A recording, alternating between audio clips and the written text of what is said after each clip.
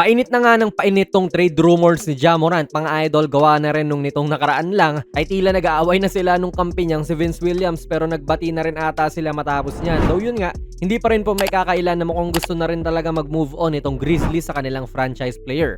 Mukhang reset button na nga ang gagawin nila kasi hindi na sila makatagos sa West. And with that, eto po ang ating mga trade packages para kay Ja. Credits kay Bleacher Report, sila po ang may gawa nito. Ginawan lang natin ng video.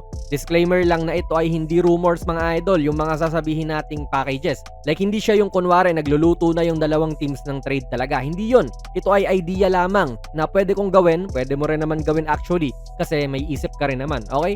Unahin na natin tong Miami Heat trade kung saan ipadadala po ng Heat si Tyler Hero kapalit ni Ja Morant pati isang lottery protected na 2029 first round pick.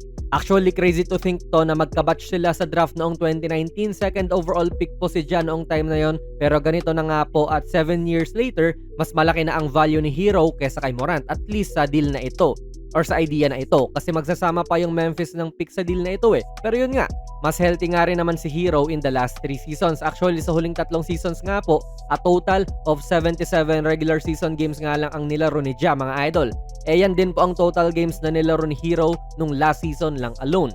Kaya ngayon talaga pinakamababa ang value ni Ja gawa nung durability issues nga rin niya. Actually, parehas pong down ang season ng dalawang to eh. Mas mababa parehas ang in-average nila sa scoring kung ikukumpara mo sa last season. Pero with this trade, ewan, feel ko hindi naman mag-upgrade gaano tong Memphis, pero at least meron silang combo guard na mas may shooting. Para naman sa Miami, sa tingin ko ito po ang perfect na lugar talaga para kay Ja, gawa nung iba rin po ang disiplina na meron tong Heat culture. Syempre, alagang Pat Riley yan na isa sa mga the best disciplinarians in NBA history, di ba? Tsaka kabibili lang din daw ni Ja ng bahay sa Miami eh. So kita nyo, medyo sumisignal to na dun nga rin niya gustong maglaro. Feel ko, bagay talaga si Ja dito sa Heat gawa nung wala rin silang point guard of the future din, unless na lang nakikita nila itong si Kasparas Yakushonis na ganon, eh hindi nga nila pinapalaro gaano rin.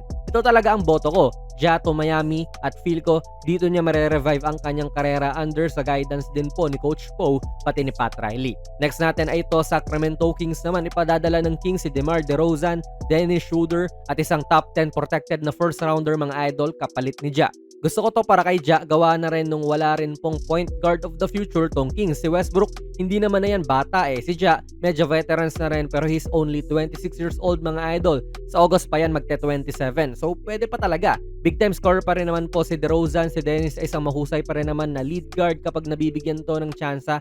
Kaya hindi na rin po lugi tong Memphis kung quality players ang pinag-uusapan. Tsaka wala naman ng sakit sa ulo yung mga yan eh. Si Dennis hindi naman kilalang ng gugulo talaga in general yan. May beef lang talaga sila ni Luka tapos nagkainitan. Pero tanggalin mo yan, hindi naman din yan disruptive na teammate eh. Doon pa lang ox na ang Memphis. May mga lehitimong veterano sila na maaaring i-guide itong mga kabataan nila.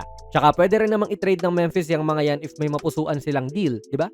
Naghahanap po ang Kings ng long-term solution sa point guard position nila at maaaring si Ja ang maging solusyon dyan. Kung healthy si Zach LaVine, edi athletic na duo to sila, diba? Though hindi ko pa rin masasabi na malakas talaga yan gawa nung malalim talaga ang West ngayon. Then lastly, itong Ja Morant to Houston Rockets, mga idol. Ayan nga, matatanggap ng Houston si Ja kapalit ni Fred VanVleet, Jabari Smith Jr., Josh Okogie at top 10 protected na pick din. Surefire contender tong mapupuntahan ni Ja at kinakailangan din kasi ng Rockets ng point guard. Injured kasi buong taon tong si VanVleet, nagka-ACL tear siya. Then si Red Shepard ay medyo hindi pa kayang akuin ang starting point guard spot. Ang ginagawang point guard pa nga ng Rockets ngayon ay si Amen Thompson nga eh, to which hindi pa nga ito ang kanyang natural position. Resyang laro niya talaga. So if makuha nila si Ja, edi may steady point guard nga sila na makukuha tapos nasa prime pa. Considering din na hindi siya injured palagi syempre. Isama mo pa yan with KD, Amen, pati Alpi, mas patataasin talaga ni Morant ang kanilang ceiling bilang isang contender. Pero syempre, baka mag-clash pa yan sila ng ugali ni Durant at itong si KD ay opinionated na tao rin naman at hindi rin siya nahihiyang magsabi ng mga mungkahi niya. Ang pinakamasakit dito sa Rockets ay si Jabari Smith Jr. Gawa nung starter nga rin nila to. 6'11 na forward pero siya rin naman ang pinaka-premyo ng Grizzlies sa trade na ito. 22 years old pa lang pero nilalaro na ang kanyang pang-apat na season sa NBA. Grabe, di ba? For sure kung makukuha ng Memphis to ay siya na ang gagawing isa sa mga stars of the future ng kanilang team. Sa ngayon, nag-average siya ng 15.1 points, 6.9 rebounds, and 1.8 assists per game. Underwhelming yan if you ask me, pero ganyan talaga kung 4th or 5th option ka kapag naglalaro ka. Pero dito sa Memphis, matik ikaw na ang magiging head of the snake, lalo kung pati si JJJ ay kanilang bitawan. Feel ko, oras na lang din ang inaantay dito at hindi na question yan kung matitrade ba talaga si Ja. Ang question dapat ay kailan matitrade si Ja. Pinaparamdam niya na ayaw niya na sa Memphis, ganun din naman ang management, kaya all we have to do is wait, mga idol. Kaya para sa inyo, saan kaya dapat mapunta itong si Ja Morant? Ilagay nyo lang po ang inyong mga komento sa ating comment section. Kung nagustuhan nyo po ang ating video ay pakipindot na lang, idol, ng like button, mag-subscribe ka na rin sa ating channel, and ako nga pala si Jonas PB, and as always, hanggang sa muli.